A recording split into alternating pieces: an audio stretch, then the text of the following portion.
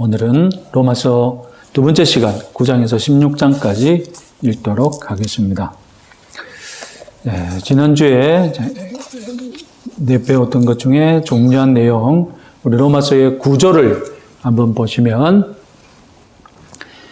서론과 결론이 1장과 16장 이렇게 연결이 되고 방문 계획이 1장 13절부터 15절 그리고 15장 14절에서 34절까지 연결됩니다. 주제가 1장 16절에서 17절 복음이 선포되어지고 1부는 구원에 관한 것, 2부는 죄와의 투쟁에 관한 것, 그리고 3부는 유대인과 이방인에 관한 것, 합당한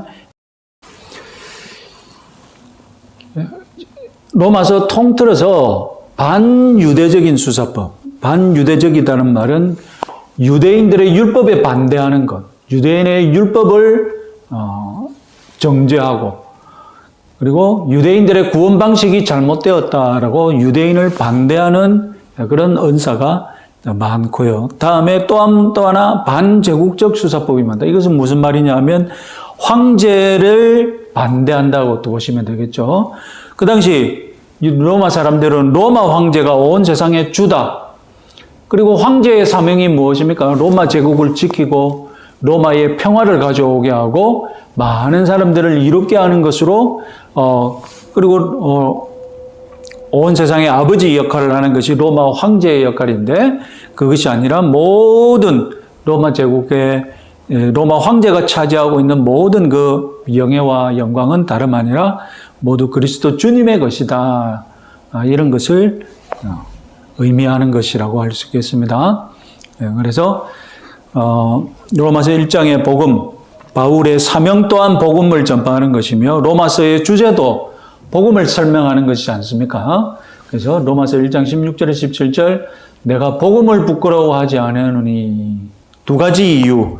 첫 번째, 이 복음은 모든 믿는 자에게 구원을 주시는 하나님의 능력이 됨이라 먼저는 유대인이요 그리고 헬라인에게로다. 이것이 부끄러우지 않는 첫 번째 이유고 두 번째 이유, 복음에는 하나님의 의가 나타나서 믿음으로 믿음에 이르게 하나니 기록된 바 오직 의인은 믿음으로 말미암아 살리라 함과 같으리라. 그래서 여기서 말하는 의, 중동에서 의롭다, 저 사람은 의인이다 이렇게 할 때 기본적으로 관계 속에서 그 관계를 선하게 잘 유지하는 것을 의라고 표현하거든요. 만약에 하나님과 우리 인간 사이에 의가 유지된다는 것은 무엇을 말합니까? 이 사람이 하나님을 의식해서 하나님 앞에서 잘 살아가는 것. 그것이 바로 의인이 되겠죠. 그래서 그 사람은 의인이다 할 때 기본적으로 하나님과 올바른 관계를 잘 누리고 있다라는 말이며 그 사람은 의롭지 못하다 하는 것은 하나님과 그 사람 사이가 건강하지 못하고 깨어졌다 이런 뜻이거든요. 그래서 하나님의 의는 무엇이냐? 하나님의 의는 다름 아니라 우리 인간들과 어떻게 해서든 관계를 유지하고자, 관계를 회복하고자, 관계를 치유하고자 하나님이 노력하시고 애쓰시는 것. 그것은 다름 아니라 십자가라는 것이죠. 하나님과 우리 인생 사이가 깨어졌는데 하나님 회복시키기 위해서 우리 관계를 회복시키기 위해서 십자가를 기획하셨다는 것입니다. 그래서 2장, 3장을 지나서 4장은 믿음의 모범은 누구냐? 다름 아니라 아브라함이다. 유대인의 조상이라고 하는 아브라함부터 이미 믿음의 원칙이 세워져 있었다라는 것을 말하죠. 그리고 7장에서는 율법의 한계를 말합니다. 유명한 구절, 7장 19절 같이 한번 읽어보겠습니다. 내가 원하는 바 선은 행하지 아니하고 도리어 원하지 아니하는 바 악을 행하는도다. 율법은 우리를 고발한단 말입니다. 율법은 우리의 양심을 일깨우고 하나님의 그 거룩한 성품 앞에 비춰보니까 율법은 우리를 정죄하는 겁니다. 죄가 우리를 죄인으로 만들어버린 거예요. 그래서 우리를 죽음에 처하게 만드는 그런 역할을 하고 있다는 말입니다. 율법은 너는 죄인이다 이렇게 알려주고 죄가 무엇이든지 깨닫게 하고 그래 놓고 율법은 지식만 주고 능력은 주지 못한다. 그러면 이 죄인의 삶에서 내가 어떻게 하면 벗어날 수 있는가? 다름 아니라 로마서 8장에서 생명의 법이신 성령을 통해서만 우리는 하나님을 기쁘시게 할 수 있다라는 것을 얘기하죠. 지난주까지 8장까지 읽었습니다. 이제 9장. 그러면 유대민족에 대해서 얘기를 합니다. 그 유명한 말씀 9장 1절부터 3절 같이 한번 읽어보겠습니다. 내가 그리스도 안에서 참말을 하고 거짓말을 아니하노라. 나에게 큰 근심이 있는 것과 마음에 그치지 않는 고통이 있는 것을 내 양심이 성령 안에서 나와 더불어 증언하노니 나의 형제 곧 고륙의 친척을 위하여 내 자신이 저주를 받아 그리스도에게 끊어질지라도 원하는 바로다. 이게 무슨 말입니까? 내가 그리스도과의 관계에서 내가 끊어져 구원받지 못할지언정 무슨 일이 있었으면 좋겠다고요? 내 고륙인 유대 민족이 이제 하나님 앞에서 구원받았으면 좋겠다. 유대 민족은 하나님께서 제사장 민족으로 선택하셨는데 모든 민족 가운데 한 아브라함을 조상으로 해서 선택하셨는데 그 역할이 무엇입니까? 자기들이 하나님께 받을 복을 어떻게 해야 됩니까? 이방인들에게 나누어 주는 민족이 되어야 되는데. 그래서 먼저 하나님께 은혜를 받고 나중에 유대인 민족으로 인하여서 주변의 다른 모든 이방인 민족이 하나님의 복을 받도록 할 수 있는 그런 제사장 민족이 되어야 되는데 이 역할을 망각하고 유대 민족은 우리만 하나님의 백성이다. 선민의식에 젖어들어서 다른 모든 민족은 다 저주받아 심판받아 마땅하다. 그래서 유대 민족의 이방인 민족과 항상 관계에 있어서 이들이 꿈꾸는 것이 무엇입니까? 유대 민족이 꿈꾸는 것은 이방 민족을 정복하는 것. 이방 민족을 정복하는 것뿐이에요. 같이 살고 같이 구원받고 같이 하나님의 은혜를 나눠주는 그런 생각은 없는 거예요. 그러다가 어떻게 되었습니까? 하나님의 뜻은 어떻게 되었습니까? 10장 9절에서 13절 말씀 또 유명한 말씀이죠. 같이 한번 읽어보겠습니다. 네가 만일 네 입으로 예수를 주로 시인하며 또 하나님께서 그를 죽은 자 가운데서 살리신 것을 내 마음에 믿으면 구원을 받으리라. 사람이 마음으로 믿어 의에 이르고 입으로 시인하여 구원에 이르나니 성경에 이르되 누구든지 그를 믿는 자는 부끄러움을 당하지 아니하리라 하니 유대인이나 헬라인이나 차별이 없음이라. 한 분이신 주께서 모든 사람의 주가 되사 그를 부르는 모든 사람에게 부여하시도다. 누구든지 주의 이름을 부르는 자는 구원을 받으리라. 이제 유대민족과 아무 상관없는 복이 되어버린 거예요. 그런 은혜가 되어 그런 믿음이 구원이 임한 것입니다. 그래서 유대인이나 헬라인이나 유대인이나 이방인이나 차별이 없는 이런 복음을 주셨다는 것이죠. 그러면 11장부터 본격적으로 어떻게 말합니까? 11장 1절 같이 한번 읽어보겠습니다. 그러므로 내가 말하노니 하나님이 자기 백성을 버리셨느냐? 그럴 수 없느니라. 여기서 자기 백성은 누굽니까? 유대인이죠. 그러면 아까 말했듯이 유대인이나 헬라인이나 차별 없이 예수 그리스도를 입으로 시인하면 복음을 준다, 구원받고 하나님의 백성이 된다고 했는데 그러면 옛날에 하나님의 백성이었던 유대인들은 하나님이 버리셨느냐? 그죠? 그럴 수 없다.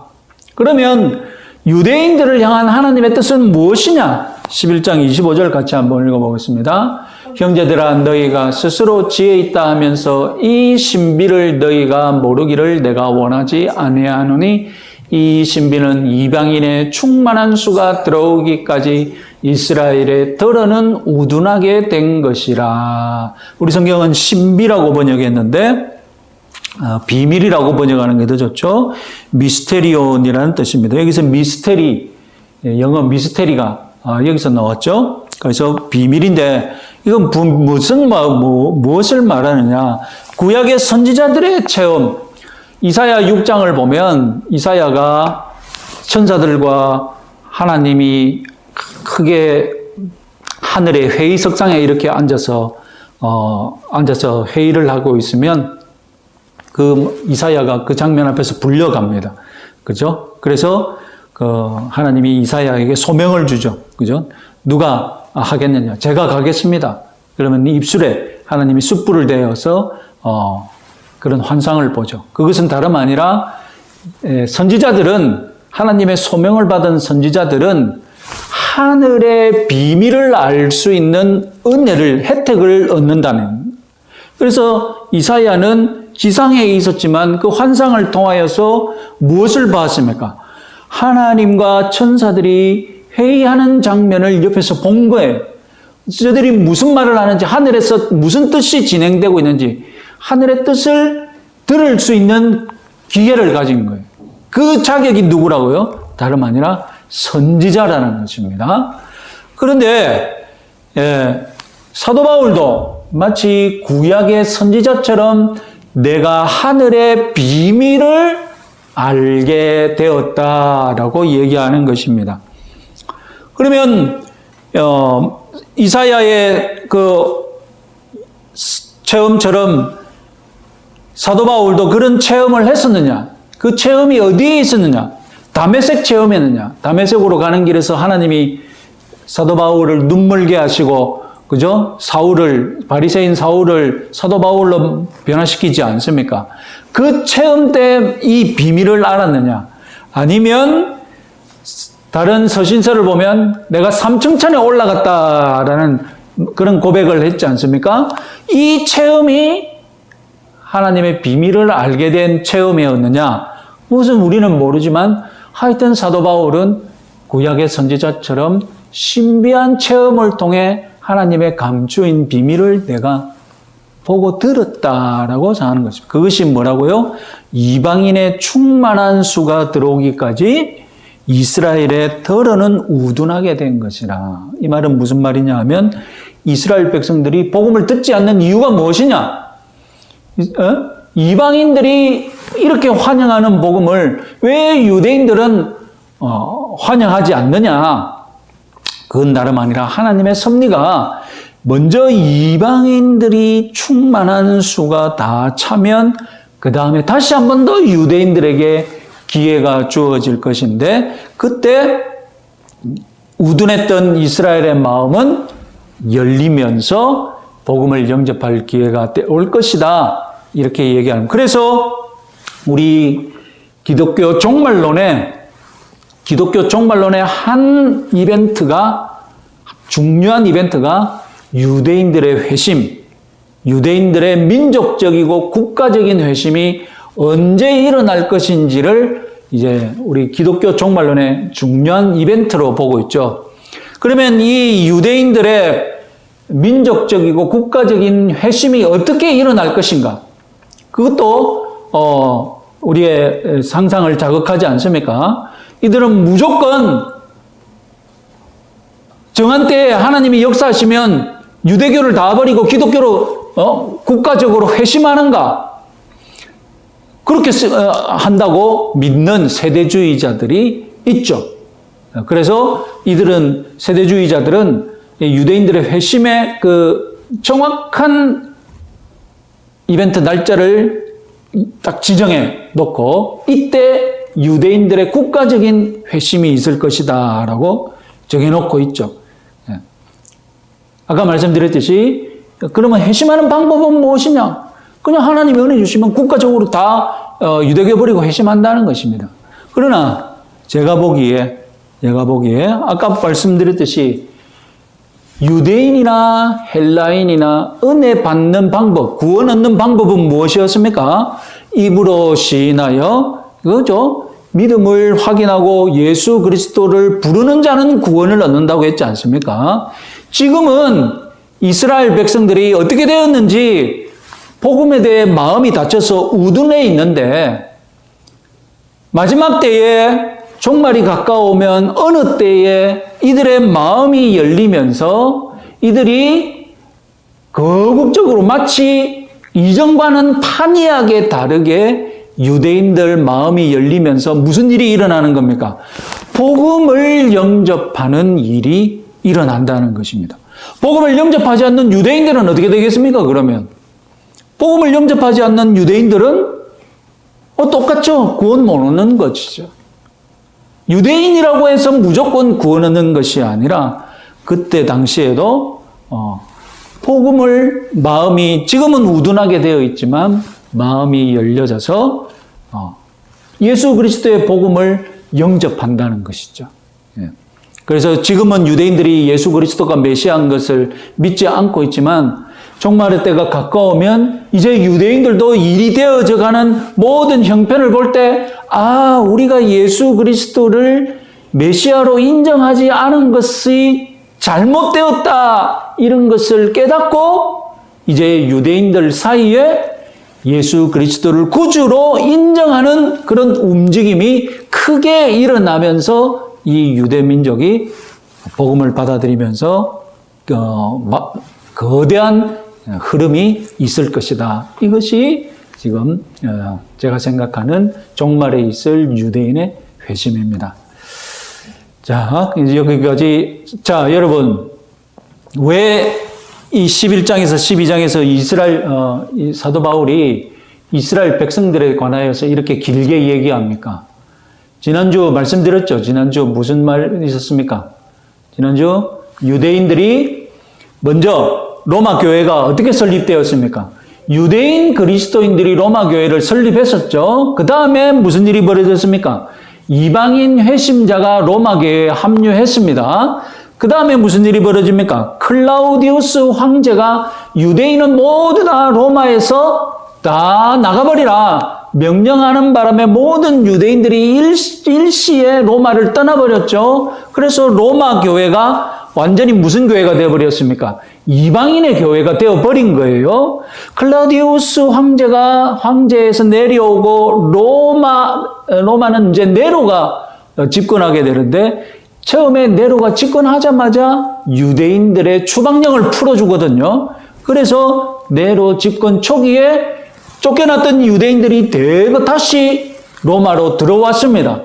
들어오니까 무슨 일이 벌어진 겁니까? 완전히 이방인 교회로 변한 로마 교회 안에 이제 유대인 신자들이 마치 손님처럼 이제 자기들이 원래는 주인이었는데 그렇잖아요.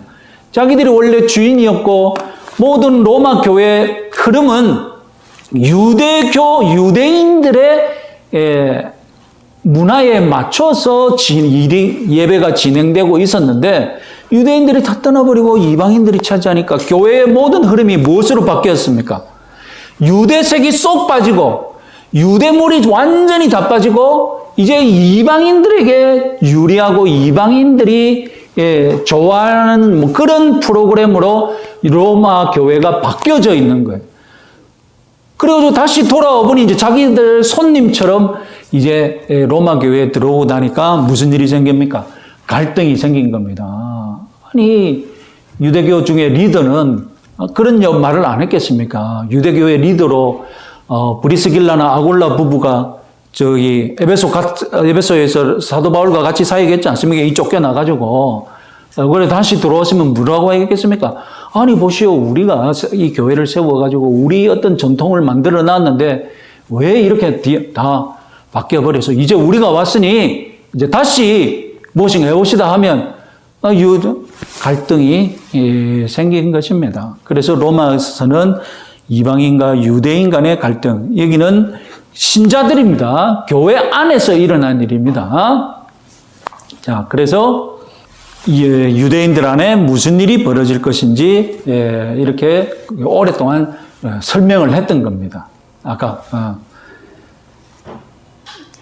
그래서 이제 11장까지 사도 바울의 서신서는 대부분 다 1부, 2부로 이렇게 나뉠 수 있습니다. 그래서 1부는 주로 복음에 대해서 설명하고, 그래서 교리적이고 설명적이고 교훈적,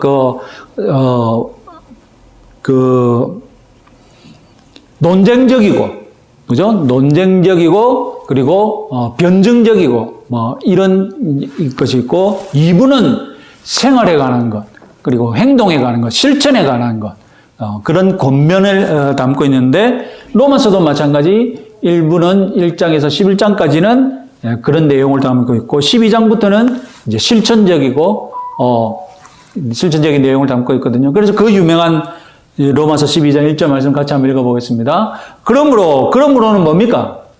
그러므로는 우리가 일부를 이렇게 오랫동안 내가 설명했으니 그러므로 이제 어떻게 하자는 겁니까? 그러므로 형제들아 내가 하나님의 모든 자비하심으로 너희를 권하노니 너희 몸을 하나님이 기뻐하시는 거룩한 산제물로 드리라. 이는 너희가 드릴 영적 예배니라. 영적이라고 번역했는데 우리 성경은 각주 처리에서 합당한이라는 번역이 가능하다라고 했습니다. 그래서 영적이다 이렇게 하면 헬라어로 영적이다는 것은 푸뉴마라는 단어가 연결되거든요. 그리고 푸뉴마틱 이렇게 되어야 되는데 헬라어로 보니까 로기코스라고 되어 있는 거예요. 로기코스는 다름 아니라 로고스하고 연관이 되어 있는 것 아닙니까? 로고스는 말, 논리, 원리, 원칙 이런 뜻이거든요. 예? 그러니까 영적인 거하고는 다른 거라는 거 말이에요. 영어 성경도 이 너희들이 드릴 이 로기코스 예배를 주로 뭐라고 번역했느냐? reasonable, 합당한, 이해할 만한, 합리적인 이렇게 번역을 하고요. 그리고 어떤 성경은 proper, 적당한, 적절한. 그리고 영어 성경 중에도 spiritual이라고 영적인 예배라고도 번역한 성경이 있습니다. 그리고 어떤 성경은 쉬운 성경은 sensible, 상식적으로 이해 가능한 이런 번역이 있다는 것입니다. 그러니까 제일 많은 번역은 무엇입니까? 제일 많고 제일 적당한 번역은 reasonable이라는 단어가 그래서 우리 성경이 각주에서 인용하고 있는 무슨 점요? 합당한 저것이 오히려 더 좋은 번역이다라는 것입니다. 이걸 영적이다 이렇게 해버리면 무엇인가? 더 사도 바울이 원래 얘기하고자 했다는 바가 다르다. 자, 사도 바울이 진짜로 영적인 것을 말하고 있다면 로기코스라는 단어를 안 쓰고 사도 바울이 그 좋아하는 푸뉴마틱이나 푸뉴마와 관련된 그런 단어를 썼을 건데, 그래서 이렇다는 것입니다.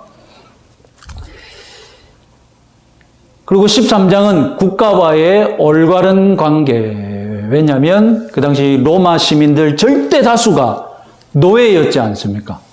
그죠? 이 노예, 그래서 1세기 노예 시대의 시대 정신에 합당한 권면을 사도 바울이 제시한 것이죠. 그런데 우리 21세기 오늘날 국민 주권 시대의 정신에 합당한 국가와의 올바른 관계를 우리는 이해해야 되겠죠.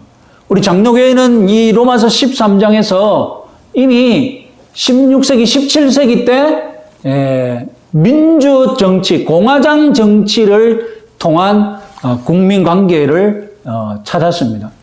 지금 분명히 로마서에서는 절대 다수가 뭐였습니까? 노예가 지금 로마 황제를, 로마 제국을 섬기는 그 관계였지 않습니까? 그런데 우리 장로교 정치는 이 로마서 13장을 가지고 공화정치, 민주정치를 향한 섭리를 바꿨다는 겁니다. 공화정치, 민주정치의 특징이 무엇입니까? 최고 권력을 세우는 그 과정이 누구에게 있다는 겁니까? 그 과정이 귀족이나 그리고 일반 민중이나 다수가 참여해서 최고 권력을 세우는 것 아닙니까? 그죠? 그러니까 무조건 국가에 순종하는 것이 아니라 합당하지 못한 권력이라면 저항할 수 있다는 그런 사고방식을 로마서 13장에서 해석해 냈던 것입니다. 그래서 합당하지 못한 권력이라면 할당하지 못한 권력이라면 하나님이 맡기신 사명이 있을 텐데 하나님이 왕에게 맡긴 사명은 무엇입니까? 쉽게 말하자면 선을 권하고 악을 징벌하는 권선징악의 칼을 하나님이 국가에게 맡기셨는데 그 국가 최고 권력자가 그 칼을 하나님의 뜻대로 휘두르지 못한다면 우리 그 국민들은 저항할 권리가 있다라고 우리 장로교 정치에는 이런 것을 세웠죠. 그래서 로마서 13장을 들어서 마치 노예 시대처럼 무조건 절대적인 순종을 해야 한다라고 해석하는 것은 오늘날 21세기에 맞지 않는 해석이다라는 것을 말하게 본다. 그리고 14장은 이제 교회 안에 유대인과 이방인 사이의 갈등을 본격적으로 언급하는 장이죠. 로마 교회 안에 주로 갈등은 무엇이었느냐? 같이 공동 식사를 할 때 무슨 음식을 먹을 것인가? 그리고 절기를 지키는 문제. 로마 사람은 로마 사람의 절기가 있거든요. 그런데 유대인이 반드시 지켜야 할 절기가 있는 것 아닙니까? 유대인들이 지켜야 할 3대 절기가 있고, 뭐 안식일은 말할 것도 없고, 그죠? 로마에는 로마 사람들만의 절기가 유대인보다 더 많은데, 로마 사람들은 정말로 절기를 수많은, 근데 그 절기는 또 어떻습니까? 로마 사람들에게 그 절기는 그냥 다음 남모만 분탕질하고 묵고 죽자 이런 식으로 그렇게 축제를 즐기는 날이 많았던 건데 이런 날을 어떻게 할 것인가? 그 당시 또 로마의 유대인들은 로마 시내에 유통하는 고기를 우리가 안심하고 먹을 수 있느냐? 왜 그렇게 생각했겠습니까? 고린도 보면 그 문제가 나오죠. 고린도 보면 고린도의 모든 고기는 누구에게 갖다가 온 거겠습니까? 제사용으로 신전 앞에서 바쳐진 다음에 유통되는 고기거든요. 그러니까 그 고기는 이미 더럽혀졌다고 유대인들은 생각한 거예요. 그 고기를 먹을 수 없는 거예요. 그러니까 고기를 안 먹는 거죠. 그럼 로마 사람들도 마찬가지겠죠.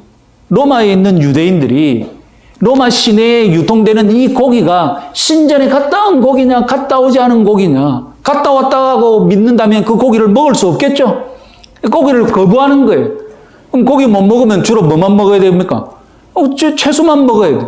그래서 로마의 유대인들은 채식을 하는 거예요. 유대인은 채식주의자인 거예요.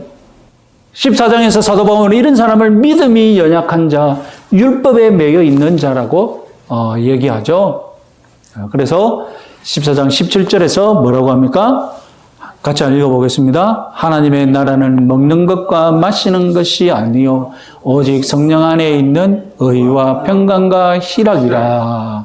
그래서 되도록 보면 유대인들이 율법에 얽매여 있는 것을 사도 바울은 되도록 얽매이지 말라고 주로 이 친이방인, 친헬라적인 그런 가르침을 주고 있습니다. 자, 우리 오늘 마지막으로 9장부터 16장까지 읽어보겠습니다.